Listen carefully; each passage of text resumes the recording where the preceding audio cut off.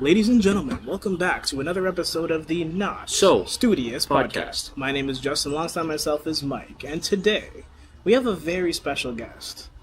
Mike. Well, today our topic is something dear to this young man's heart and this young man's heart.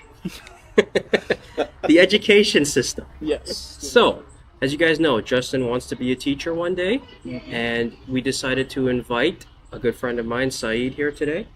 Saeed is a professor, and Saeed can tell us maybe if our opinions are right, wrong, on the right track, and also give us a little bit of insight on how he feels as well.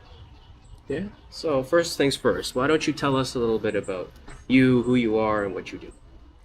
My name is Saeed Amiri. I am teaching in Philomene College, Toronto as an instructor to teach project management, and I'm teaching in North American College as an instructor for a civil engineering diploma.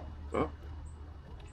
Yeah. Thank you so much for having me today here. Anytime. No, of course. I mean, you seem like you have quite the credentials, right? So I guess, like, right off the bat, like, Mike and I have kind of come into this position where I'm now graduating.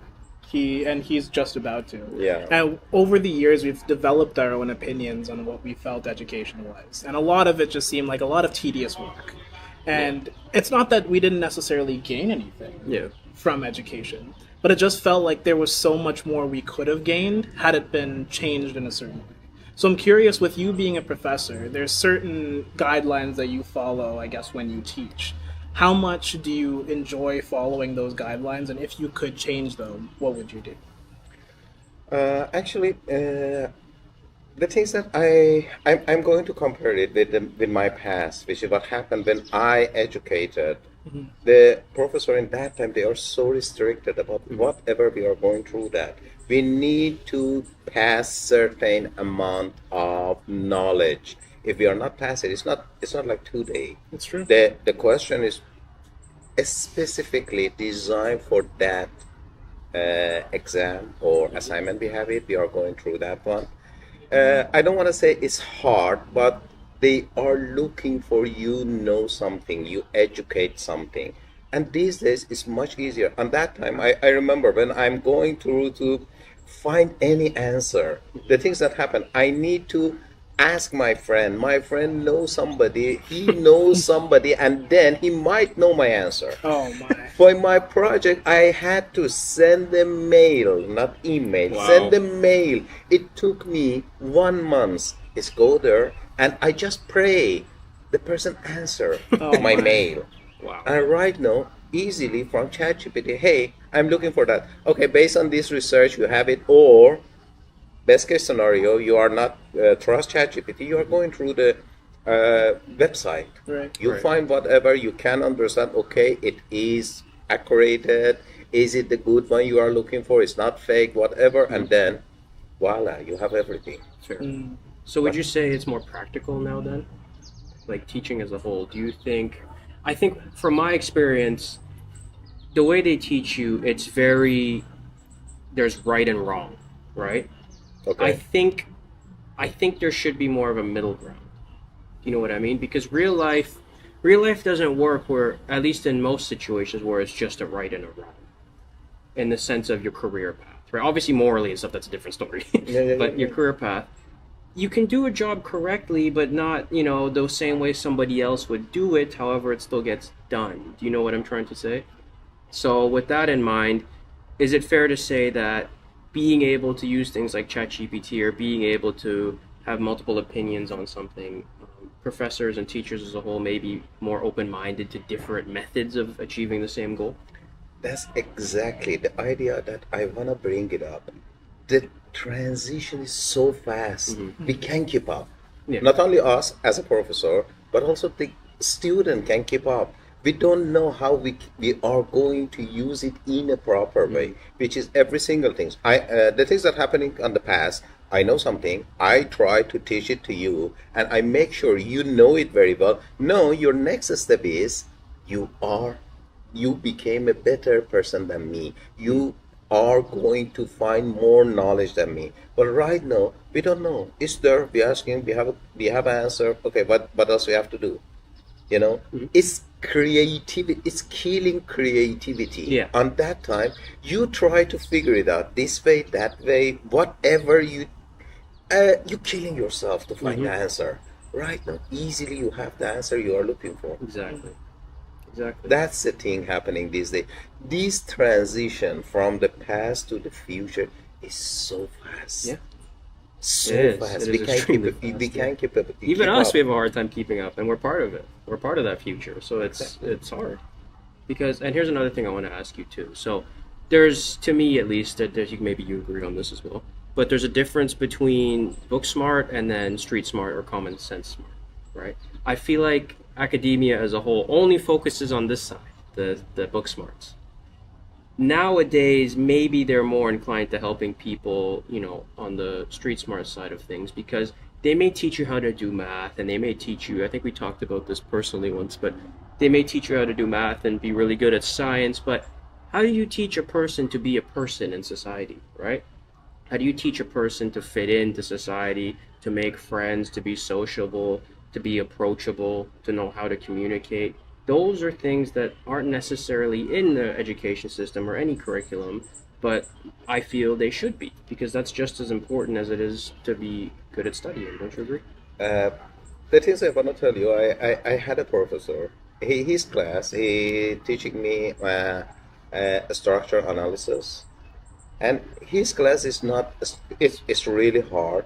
Of course, I had it, but his class is like teaching you something from the life you're looking for.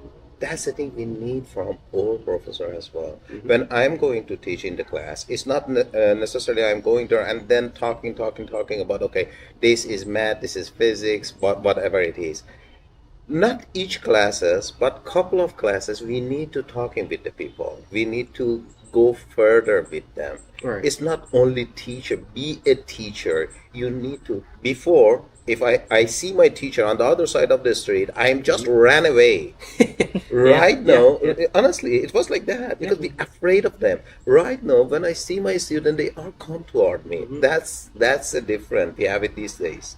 They like it, they want it, but couple of professors, they are not going through that like this. The things that happening, the difference of the people make them. Right. Make you as well. You learn it. Right. Okay, this behavior, even though it's not good or bad, this behavior is good. I learned a lot from this one. I'm learning a little bit from that one. On top of that, bring all the students together. It's made their behavior. They understand how going through that. They solve their problem much easier than learning from my side. Right. Because sometimes Teaching them how to be their own person, right? Exactly. Exactly. Yeah. I think personally speaking, I mean, we mentioned in the beginning that I myself wanted to be a teacher. And I wouldn't have found the inspiration to want to be a teacher if it wasn't for someone who was a teacher that inspired me. Okay. So I guess my question is, a lot of the times that inspiration comes from elementary school or it comes from high school. And I noticed that when you transition into university, a lot of the times the professors are simply there to read off slides or are there to simply do their job and leave, because their main priority as a university professor is research first and then teaching second.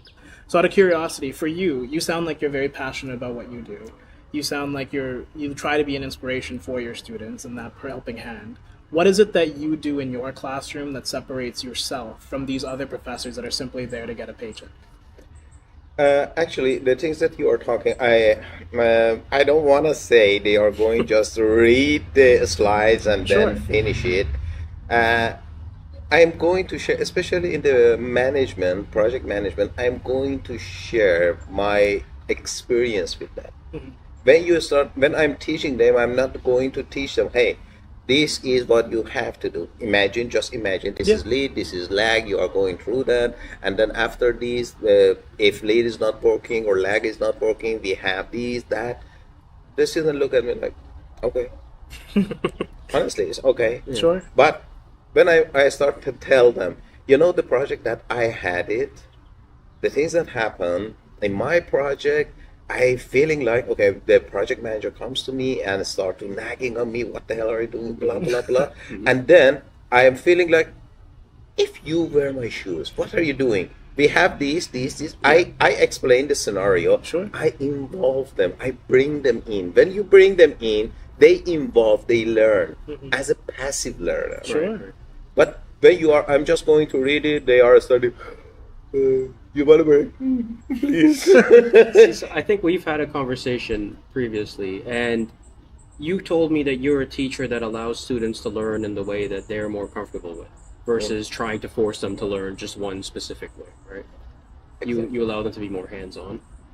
Actually, the things I'm telling to my student, okay, we have, in the college you have couple of tools, which is you can go through the tools with any submission they do it. We call it Turnitin. You can figure it out. It's from ChatGPT. Is somebody else submitted and they are going to use it as well or not?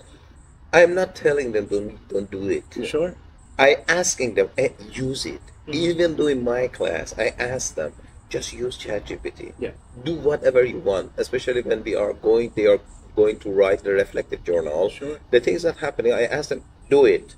Half an hour, 45 minutes. First time I'm not tell anything to them. Right. They are going to do it after 10 minutes, 15 minutes. They just submit it. Shall we go? You can go easily.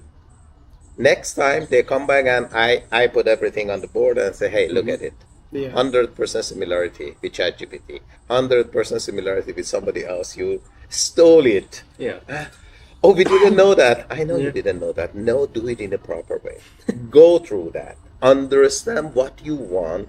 Do your research and then submit it. Sure. They start to think about it. They Right. start to understand something. That's I need it. Because I don't want to tell them it's 2 plus 2, 4 and it's solid, whatever. Sure. I want them to start think about it, find a way. Sooner or later, if somebody asks them about something, they, oh yeah, I know how, I know a way I can reach to that answer. Right. That's the Right. thing I'm looking for. That's the thing. A lot of people shy away from it, especially in like teachers, professors. They shy away from ChatGPT and the internet as a whole for helping students with things. But again, in the real world, they're going to use it, right? When you're not around there, they're going to use it. So instead of shying away from it, help them learn it. Help them figure out how to get the most out of it, right? Exactly. I had a professor at my school who's similar to that, and he actually taught me how to use ChatGPT to the max, like for your benefit. You know how to get the most out of the program. And then versus other teachers who say, don't use it or you get a 0. Yeah. You know what I mean? So, I mean, maybe you can add. Well, You seem pretty quiet today. Well, no, it's just I'm trying to think of very thought-provoking Fair, questions okay. because as someone that again wants to get into the profession, there's a lot of things that I see very negative about school that I'd like to change. I want to be that person that fosters that change. Let's talk about that then. Talk about our past, how we went through school, because I feel like it's pretty similar. Yeah. Right? Go through the pros and cons of it, maybe. I mean, personally speaking, I had an experience where, like, in university, I was given the opportunity to do something for an event called Durham Research Day. And my topic was about reigniting education and kind of figuring out a way to get students more involved in school. Yeah. Just because, at least on a personal level, I dreaded waking up going to school. It felt like such a chore. I didn't really want to be there. That's the key word, man. And it was one of those things where I wish I had a passion to go because I chose this field of study. I wanted to learn psychology and I wanted to go into teachers college, and now I'm actually dreading going to teachers college in September. So it's one of those. It's not that great for me, but I guess the one thing I have to ask you, as part of my speech, I mentioned that school has been the same since it's begun. It's about training people initially it was about training people to work in a factory. Everyone was very uniform. Everyone had to dress the same way. Everyone had to learn the same way. Now, we're living in such a world where creative minds need to exist. Mm-hmm. There's so many jobs. There's so many opportunities for this world to continue to progress. As we mentioned, things like ChatGPT exists because someone had the creative mind to do so and take technology to the next level. So I guess what I'd ask you is, do you see education as very uniform currently? And as someone like myself that wants to change it, what would you recommend for me to do? Or what would you recommend students change in their mentality when they go to school to enjoy it better? Actually, the things that I want to tell you about how you are going to change it, I learned from one of my friend. He send out the student from the class, and I look at him and said, okay, is that necessary? Yeah. Okay, he's so strictly in the class.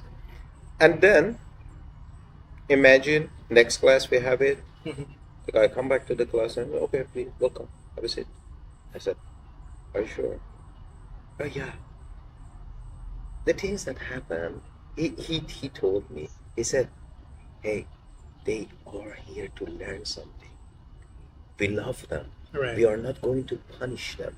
We punish them on a way they learn it. If they learn it, when I'm talking to you, you learn it, okay, perfect. Right. That's great.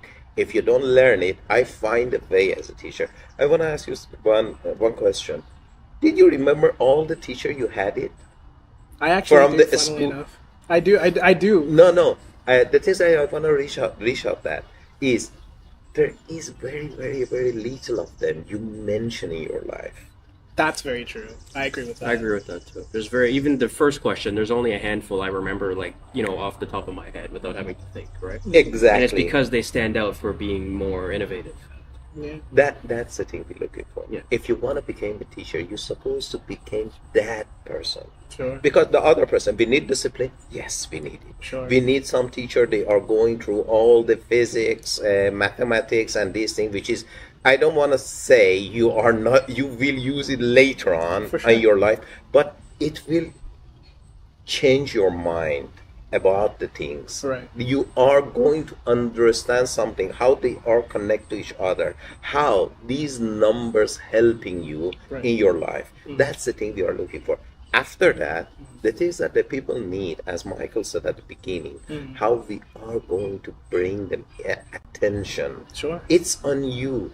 Kids these days, the one I want to add it, the rhythm of life is so fast. It's true. It's so fast. Before, if I'm going through that, it took me a time. If I sit behind my car, I started, warm it up, I put on the gear 1, 2, Right. now it's automatic. Right.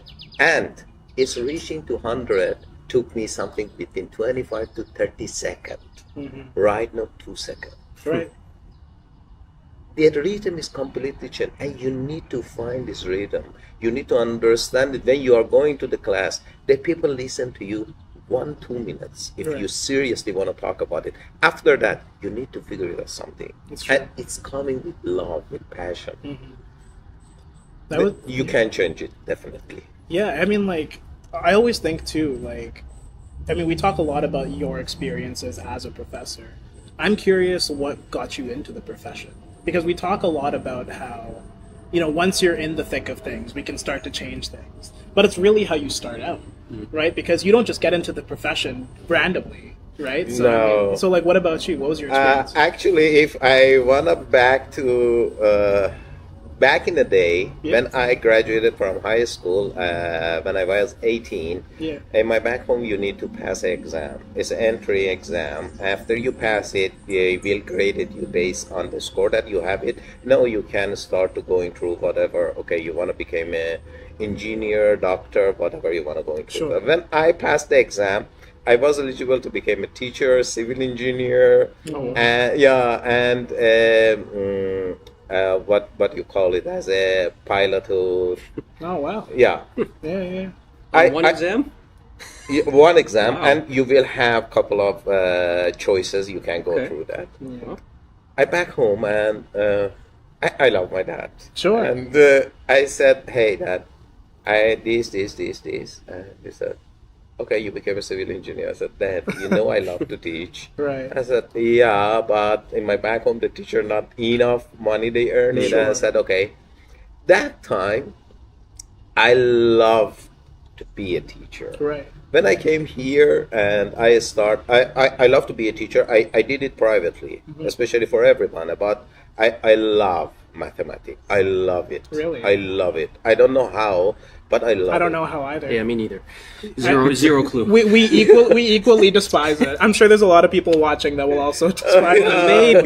Maybe it's not math that we despise. Maybe it's the way it's portrayed to us that we It despise. could be. Yeah. Right? Yeah. Because, sorry, I'll let you finish. What was? No, I guess this question really was, what was your inspiration for becoming a teacher, right? Your love for it. Yeah, exactly. The things that happening, my inspiration, I can say, my uncle was a teacher, Okay. That's great. and yeah, when I look at him, and it's I feeling like he know everything, and I really love to. After that, the only things inspire me to be a teacher, because I don't want anybody put his feet on what exactly I am in. I want every student to be ahead of me. Okay, Sure. fair. That's the thing I like love. that a lot. I feel like most professors wouldn't say that. Most professors would just automatically want to repeat that they're the smartest person in the room. You know what I mean? They wouldn't Yeah. want to help their students surpass them in a way. Actually, Right. we are not. No, honestly, in class, sometimes we have a brilliant mind, Sure. brilliant, and why not? I learn from that person. No, I learned something. I can give it to a lot. Yeah. He or she might give it to 2, 3 people, or start to do it in a company, and then that's it. Okay. But I can give it to a lot of people. See, and the thing is too, it's like it's so evident Yeah. from you, right? But then, like Michael was saying, a lot of times you'll walk into a classroom, and what he's describing is what the students feel. Yeah. It's legitimately like there is an ego at You're- the front. It's almost essentially you sit down, it's like, okay, you sit there, listen to me, I know what I'm talking about, you do it my way, and that's that. You are probably this is why you're here, first of all. But you're one of the most open-minded human beings as a whole, but that translates to you being a professor as well.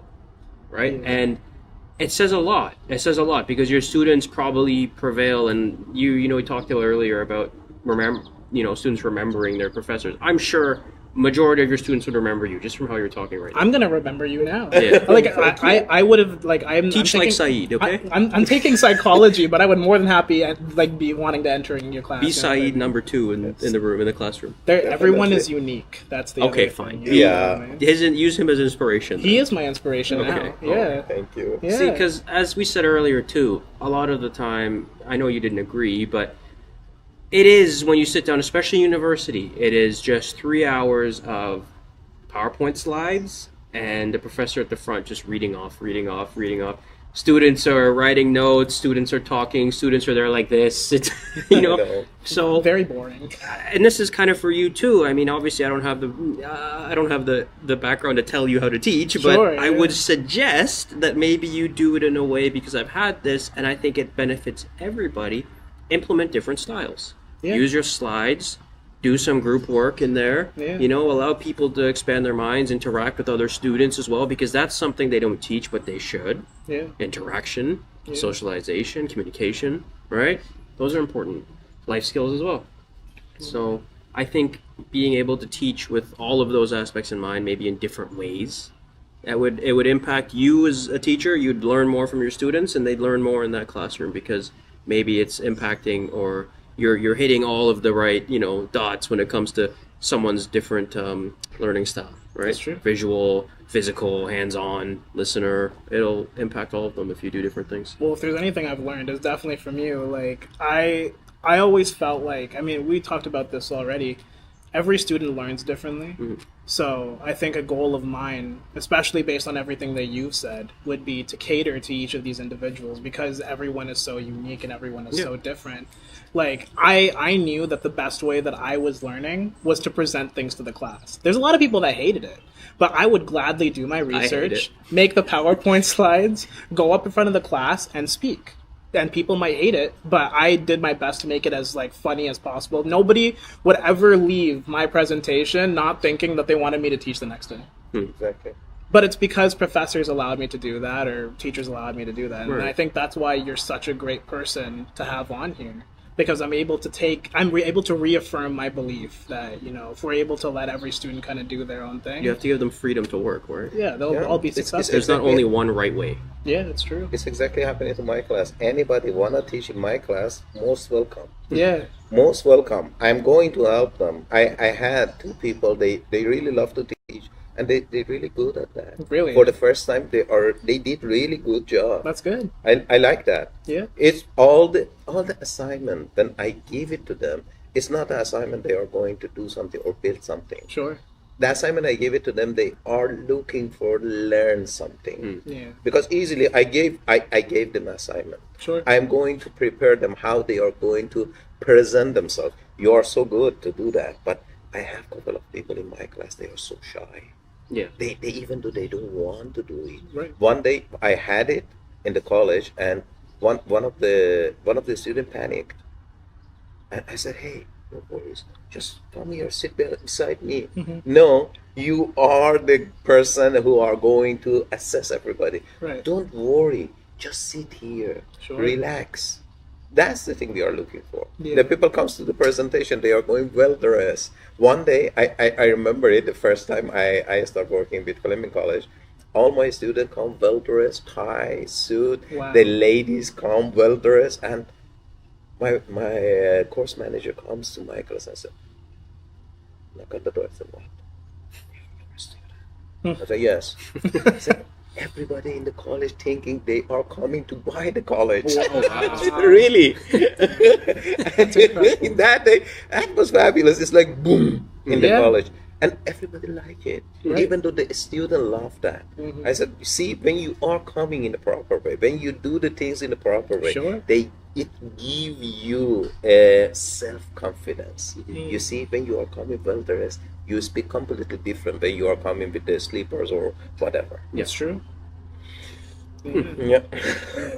It's crazy. There's so many more things I want to ask you, but like there's only so much we can put into one podcast. No, I he's guess. here. Yeah. You know, don't pry him. You know. Yeah, no. He's an open book. That's why he's here. Yeah. I guess like one thing I want to ask you specifically, and I guess this wasn't supposed to be an interview style to begin with, Right. but a lot of times I feel that there are students that cannot be helped because they don't want to be helped. And there's a lot of times when there's somehow managed to be teachers or professors that have like cracked that nut, you know what I mean? They were able to get through to them somehow. And I don't know how I'm personally going to do that. I have a lot of patience. But for somebody that simply does not Like want this. to be in my class, I don't like you very much. Okay. All right. But like, it's just one of those things where I just don't know how to help that person, even though I want to. So, like, has there ever been a situation, I guess, for you where you felt that way too, where there's people that just genuinely don't want to be there? You know they have potential, but you're somehow trying to break through to them. Like, how have you dealt with it? The most recent one, I had it. It comes, let me tell you, it comes. You want to help the people, it comes from your experience. Sure. You know, without that, it is hard because you need to try different way to bring them in. Mhm. I had two ladies in my class one day, and we had a class. One of them didn't show up. They are not talking. They are like this. They are not listening to anything. Mhm. And one day, we had a class. The things that happened, the college asking for, okay, this class because we have something else, might the student not show up? Right. Don't so hard on them. I said, hey, you know what? I'm not at all teaching today, and I know how to manage my class. No worries about it. Sure. Out of 13 students, might show up 10, 8 students, and one of that lady comes to my class, and then I say, hey, today I'm not going to teach you. You are leaving the class in hour and a half instead of 3 hours. But the things I want to see, everybody talking, which kind of the talent you have. They might look at it later on. And one of them was dancer. He danced really great. Great. In the middle of the dance, the lady started to pack up and then leave the class. I look at her and said, "You're leaving the class. I'm not tolerating this kind of the bullshit." Wow. Okay. Have a good one. That day, I'm telling you, that my worst day. And I said, why? He has so much anger. Right. And I couldn't find it. Mm-hmm. Next week they are coming. I'm not going through anything. The other day, I'm not saying anything. I'm not going to any other professor. They definitely report them Right. in this kind of the situation. On third week, I asked they both stay on the class, rest, leave the class. I started talking with them. Hey, I am here to help you. Right. You became a better person. You learned something. Mm-hmm. If you don't like it, just don't come to my class. I'm not upset about it. I'm not angry about it. Sure. You can come to my class at the very beginning. I on the attendance, I mark you present, and you leave the class. Right. The thing I want to tell you, the project they bring it, that too. Right. I never ever give anybody 100 No. because way. only I deserve it. Of course. See, this is what I'm telling you about ego right here. It's just ego right here. That's the only sign of ego I've seen this whole time. Right? Yeah, man. I want to go back to something else though. We were talking. You said a key word earlier, chore. School to me, to you, has felt like a chore for probably majority of our lives. And there's things that we should do on a daily basis that we don't do because school has made them feel like a chore. For example, reading. Reading is probably one of the best things you can do to educate yourself, to learn new things, and honestly for enjoyment. But because of school, it has been made to feel like a chore. Every time I say to myself, hey, I'll pick up this book, it reminds me of the 500 book reports I had to do in grade 4. You know what I mean? So how do you think, is there a way you can think that educators can make things feel less like chores and maybe more enjoyable and make students want to continue to do them even after they're done their education? Honestly, the things that I can tell you, the people start to do it after the education because they are going to directly to whatever they are looking for, and then it's a need decided they want to go in through that or not. Right. Because I'm civil engineer, okay? I started working in a consultant company, and then they are sending me to the department. They are going to design the bridge, and I need to design the bridge. What I needed, I'm going through every single thing about, okay, analyze it, do this, do that, blah, blah, blah. I'm going to the job site. I became a job site guy. What I need is completely different. I'm not going to design anything. I'm not going to calculate anything. It's completely different. The things, if they are the most important thing, especially during the time the kids went to the school, if we can guide them, we can bring more, lab or whatever to them, they feel what they want. And if they love it, again, it's back to the teacher, how you teach them. Even though if you don't like it, you can stop it. But you are not going to say, hey, I don't like it, everything useless, I don't want it. You can change it. It's true. I came here to Canada after 40 years. And I start to change myself. How you can do it in 18, 19, 20, 30. Nobody knows when it will be your time. If you stop learning, we are learning every day. You know that. Yeah. We are learning every single day. I wake up, okay, update it. I updated something, something is not like before. I need to, read this. Okay. We have this one. We learn every single day. But do we like it or not? It's true. It's based on the need. You need it. If somebody take your cell phone, what's happening? You are like, what I have to do? Oh, I need my cell phone. It's true. And if you don't learn about it, you can use it, which is it's not what you want. Yeah. No, it's true. That's based on need. You are going through that. Yeah. Which how you are give them a vision. It is so important. So you're saying reading is good? Really? It's like because I can't seem to wrap my head around this. I'm not talking. You are going to read all the math book or physics book. Oh, okay, good. I never ever did it. The things that happening on my math or physics, I just sit in the class. Whatever my teacher said, okay. If I learn it, I learn it. If I'm not learning, I'm not going to open it again. Right. Unless some people, they love it. They live with that number. Right. It's different. That's why I said, find the people passion. Mm-hmm. And then everything is smoothly running well. Okay, I get math. Imagine I get on math 12. Sure. On physics, I get 100. Mm-hmm. Which is, okay, he is that one. I help him a little bit on math. He got 50, just pass it, everything running well. Because physics, the things he needed. Right. That's the thing, or teachers supposed to know it. When they are talking to each other. Hey, you know Michael is so good in physics. Please, don't lie to him. No, just as a okay. Okay, good. I just want to clarify. Just making sure. I thought you were some secret wizard or something. I was like, this Michael? No. Actually, funny enough, I wanted to be an automotive engineer because, as you guys know from probably 50% of our videos, I like cars. And it did not work out for me because of all the math. Speaking about reading, recently you said you teach finance, right? And as someone who teaches finance, have you ever heard of the book, The Psychology of Money? No. You never heard of that book? No. Really? I really love to read it. No, I didn't heard about it. Okay, so essentially it is a book I picked up at my leisure, right? Because as we were saying, teaching, or telling people to read felt like a chore. But I picked this up at my leisure because it seemed to be getting good reviews. I was seeing it all over TikTok, the internet, so I said, okay, I'll give it a shot. And essentially it's a book that teaches you the value of money, how to manage it, how to set goals for yourself, things that I haven't really learned in my life in the education system, but I learned from a book, right? Do you not feel that this is where it goes back to practical, street smarts and book smarts, right?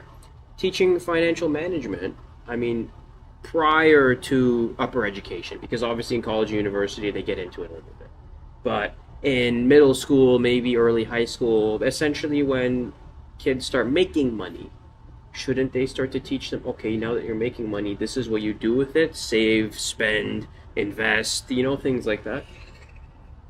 You're completely right, but I'm not against anything, but the thing is that the outsider, the people who make the money need you, especially the banking system, they want you spend. Yeah. If you start to do a calculation, if you start to understand how to save it, how to use it, and then you are not going to use your credit card at all, you are not going to pay with these kind of the things, which is they don't like it.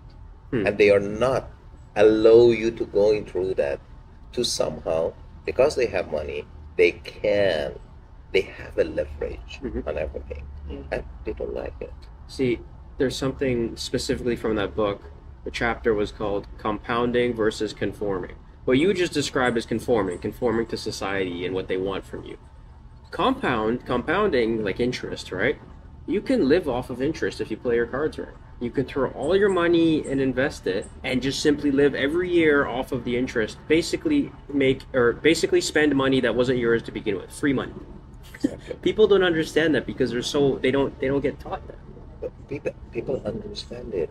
They don't have a knowledge about it because, as you said from the beginning, nobody teach them. Yeah. As I told you, during the high school, they start to learn about it. Okay, this is a money, this is a source of money. You need to understand how to spend the money. You need to understand how you get the money. You need to understand how you are going to do with money at all. What is money? Yeah.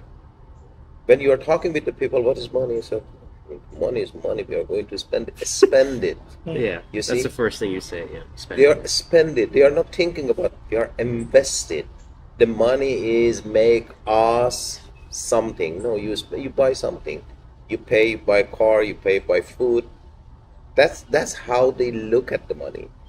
They don't have that knowledge because it's not coming, as you said from the beginning, because nobody teaches them Yeah. about the situation. It is also hard in today's society. I mean, even for guys like us here who are trying to, figure out a life and save up money, we need, $1 million plus to even move out of, move away from home. So in that extent, you do kind of give up. You say, whatever, I'm not going to have $1 million tomorrow, so I'll spend this now, I'll spend it. But it adds up, right? Yeah. It does add up. Now, I know that doesn't have too much to do with teaching, but spending habits at least. But maybe I would say it would be a good idea to maybe tell kids or get them, that adds onto the chore though, but say, hey, get them to read that book. But maybe it's a book instead of Catcher in the Rye or Shakespeare. Yeah. Make them read something that would actually give them some practical life knowledge and benefit them in the long run, right? When you read something, you will have an idea. I'm not saying every book worth to read it, Yeah. but there is a couple of podcasts they can go through that. They are going to just give you a whole idea of the book. If you like it, Okay. you can go through that. Sometimes you can go just scan it. Yeah. See what it is. You like it or not. If you don't like it, just put it aside. Mhm. Go a couple of chapter. You like it or not. It's get you. Not okay. Go to move on to another one. That's why all the bookstore they are closed. Yeah. Yeah, it's Even true. though the people not going to buy it, you have your tablet. I'm old fashioned. Yeah. If I have a book, I love it. I Sure. prefer reading hard copy books than Exactly. tablet too, though. Yeah, I do. The tablet is confusing me sometimes, and Yeah. then it's a little bit, my eye a little bit tired. But the book, I love it. I'm going through that. I put my bookmark there, which is everything running smoothly. Great with that. But these days, if you are going to buy any books or anything, it's like my past. You are looking for something, you need to really, really, really, first of all, if you want to buy a book, where you are going in this area. There's a mall down the street and have a Indigo in there. That's where I got mine. Only one indigo. You see it. Before there was a lot of bookstore. Sure. Small, big. True, now it's all corporate, yeah. People found it to be leisure though, and I think I don't know where that transition happened between reading being something that you do for fun versus what you would just do simply to get 100 on your next assignment. Well, that's what I was just saying. Maybe if they let you read things like this, I'm not getting sponsored to say this, but read that book. It will help you if you're having. I was spiraling when it came to, how do I save while becoming successful and also spend a little bit of money because I'm young now and I need to enjoy life now. My head was all over the place, and this book really just reeled it all in, helped me figure out, okay, do this, think like this, and that, and you'll be fine. It is essential, honestly, I think, to read that if you have financial problems, if you're considering, investing or starting a business. It's good to read just for general knowledge too, right? How to manage your money. And I say this again, I'm not sponsored by this book, but if teachers would get you to read things like this instead of Romeo and Juliet, I think it would do students a lot of good, It is really good for a student, but sometimes the things that happening, every single book they are going through that is really good for a student, but it doesn't matter, even the Romeo and Juliet, because the habit, if the habit is calm, you slowly figure it out something else. I'm not against, you are not, okay, I'm not that person who are, when I'm going to sleeping, I start to read a book like a psychological book or whatever. I am going through mathematics book. I am looking for something a little bit, relaxing me, cool down my mind, and then I'm going to sleep. That time, that book is okay. But this kind of the book, you have a time, you sit here, you enjoy, your mind is sharp, brilliant, you want to read something. Mm-hmm. Instead of, okay, these days, the people take the phone, Instagram, as I think, read them, boom, boom, boom, boom. The book, 300, 400, it's not good. It takes time. Couple of days, every single day you sit there, start read it, it's not finished. The first day I went through TikTok, I didn't understand it. It is not the end. I said, what happened? I said, okay, that's it. I said, it doesn't have a star. It doesn't go through the whatever it want to talk or do it properly. It doesn't have any closure. What is that? So it is what it is. Yeah. Okay. I was like, I was shocked. Yeah. See, and that's just the thing too, right? You talk about how there's a generational shift, right, between, I'd say, your generation and ours, where attention... generational shifts between his and ours, but continue. Sorry. What, are you calling him old? No, I'm just saying, I mean, he's a healthy 35, we're, Right. Right? Did I get that right? Yeah, please. Okay. Yeah, no. It's helpful, huh? He's gonna walk out of here with, like, the fountain of youth at this point. Yeah. But... It'll be back to black here. Exactly, yeah. No, but I guess the point I was trying to make is, like, one of the major shifts between our generations has been attention spans. Mm-hmm. And and I can honestly admit to this, you mentioning 300 to 400 pages tired me out. Well, number one made me want to fall asleep, and number two, it was giving me nightmares. Because, like, it's one of those things where it's like, I don't have the ability to sit there and read 300 to 400 pages. It's simply not something that I can... But you don't look at it at 300 pages, right? Look at a chapter, maybe 20, 30 pages. You read one, okay, that was only 20, 30 pages, took me 5-10 minutes. That wasn't so bad. do another one. Now you're 50 pages in out of the 300, 400. See, and that's just the thing, though. It's about finding something that engages you, right? And someone from my generation, right? Like, as someone that enjoys social media, Maybe hang on, because I don't know how loud that is on the mics. Sorry. The downside of outside, everybody. Anyways, I guess what I was saying was someone of my age whose attention span's a little bit less, right? Watching TikTok videos and stuff. Those I would find entertaining because it's simple. It's straight to the point. You don't have to go. You don't have to get 300 pages to finally find enjoyment out of something, right? Like that. Like that's my. Let me tell you something. Which topic you like it? In terms of What if Your hobbies or something. your hobbies? I'm a wrestling fan, a pro wrestling fan.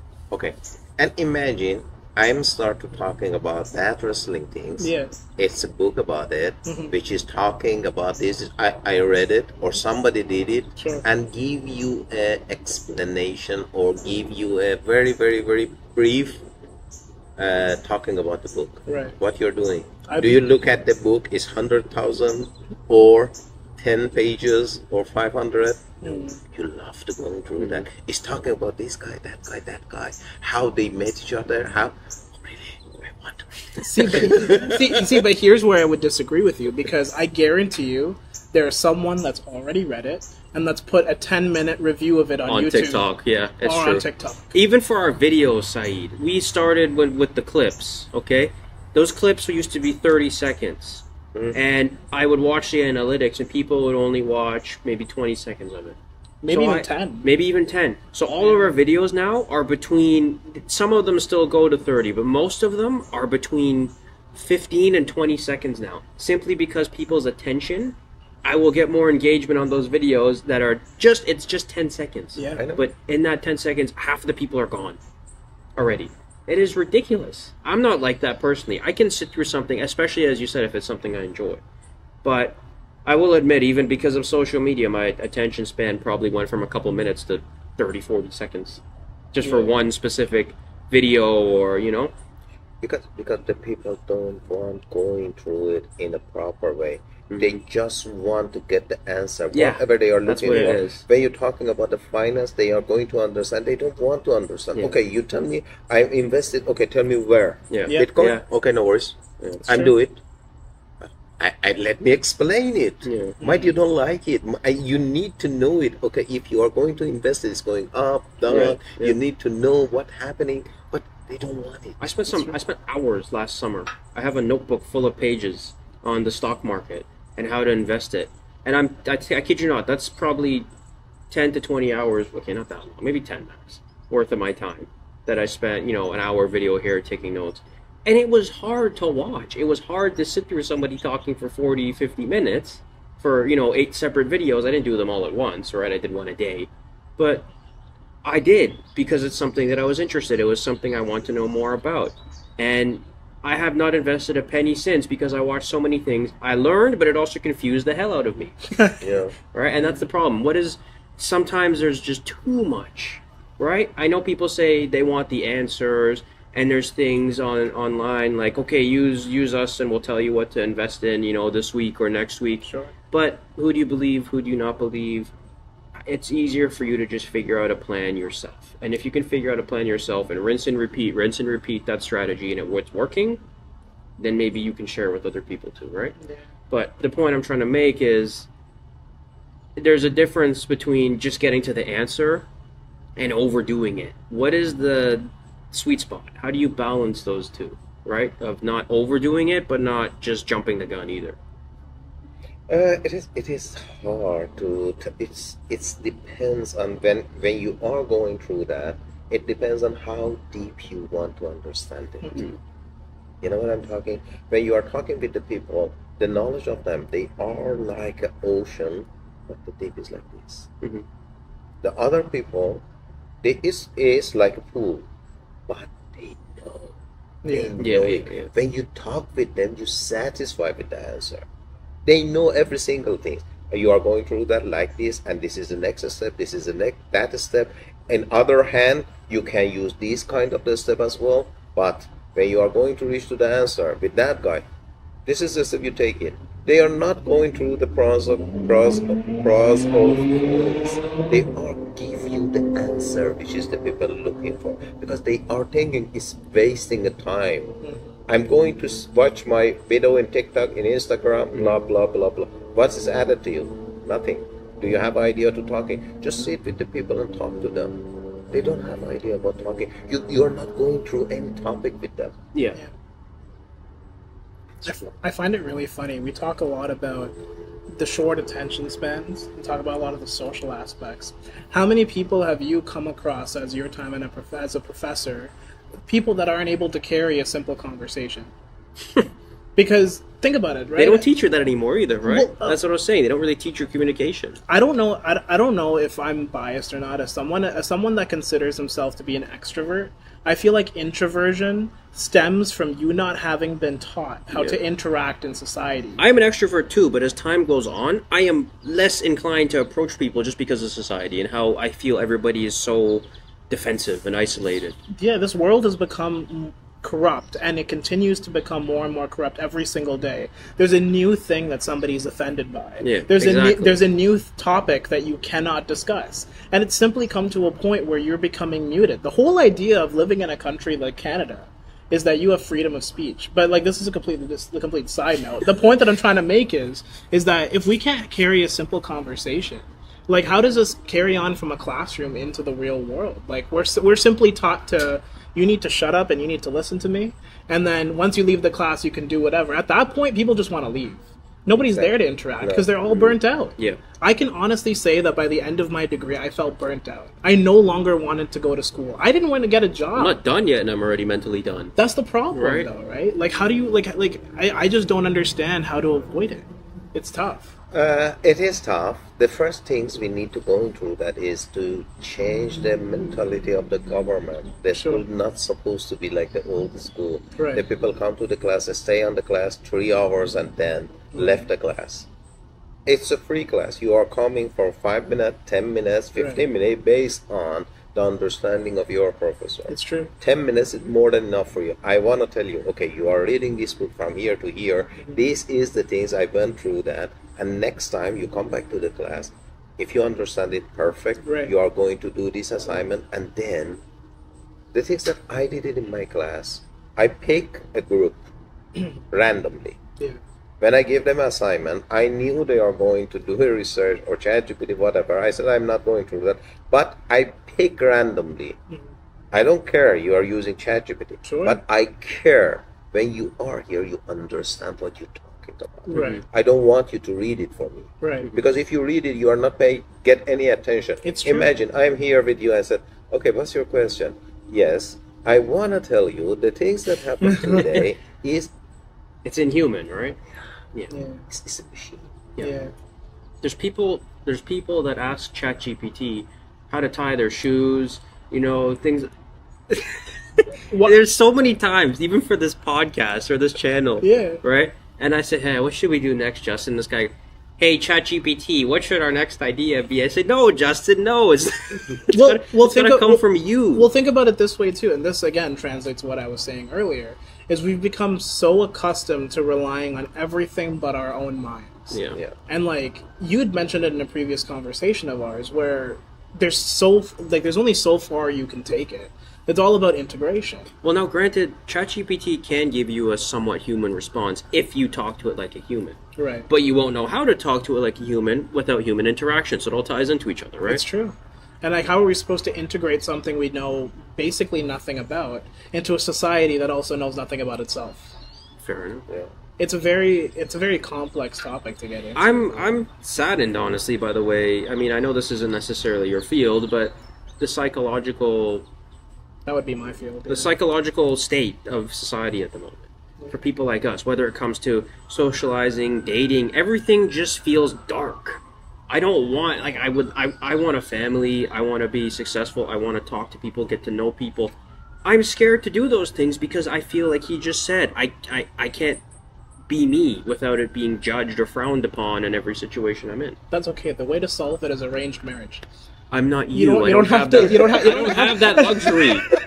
Yeah. You can't say no, can you? What? If they pick someone for you, can't say nah. Not... I can actually. Oh, really? Yeah. Oh, I thought you just have to stick with. No. Okay, I'm officially Indian, everybody. I mean, you're brown enough. Like... Hello, I am. Oh, sorry. Oh gosh. Anyways, but this has been a pretty amazing conversation. yeah, he's a smart guy, isn't he? Yeah, no, I mean smarter than you. Which is Well, great, no yeah. shit. Well, I mean, no, funnily enough, it's like a lot of the times we talk to a lot of people that are older than us, and you can tell that they simply have not had enough life experience to give proper advice. Yeah. Every time I've asked you a question, every time we've asked your opinion, it seems like you've been there, you've done that, and you have genuine advice. Mm-hmm. So for anyone that's watching, approach him. If you need life advice, he's your guy. Here, I'll give you his phone. I'm not kidding. Yeah. No, but Syed, we very much appreciate your time. Anytime. Thank you. I'm so happy to having me. No, Thank you. of course. Thank you very much for all your here. insightful knowledge. I really do appreciate it. Hopefully you guys can learn something from it. Because I know I'm going to take a lot of the information you gave me into becoming a better teacher. Do not change. Honestly, I think there's a lot of older people that I would tell right now, please change. But you, no. Yeah, do not change. Don't change. Because so you're much. probably helping people like us feel a little more comfortable going into the real world. Just by allowing us to be us. That's the key. So Exactly. keep doing that. And eventually down the road, hopefully we'll have you again, once we have a little bit more popularity to our name. Maybe once you're a teacher too, that would be kind of interesting. That right? would be an interesting dynamic. Once I Exactly. finally made the change we have a lot of things. I know. When we do a construction podcast, he'll be back as project manager. Oh, right? project manager, yeah. Why not? Exactly. Why not? No, I'm kidding. But yeah. All right, guys. As always, we love you. Thank you very Thank much you for for watching. watching. Subscribe. Do whatever it is you do. Like, And, subscribe, share, follow. What else? Kiss. Anyway, that's it. Peace and Love.